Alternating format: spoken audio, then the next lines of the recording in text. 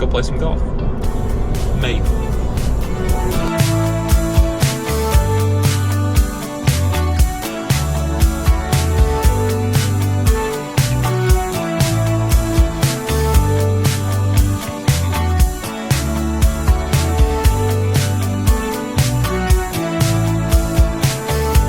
It is obviously raining, but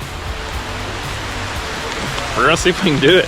We got our GoPro here, so it can handle the water. Might get a little wet, but heading to the pro shop. Well, the course is under a lightning delay right now. We're gonna come back in about an hour, hoping that the rain clears up.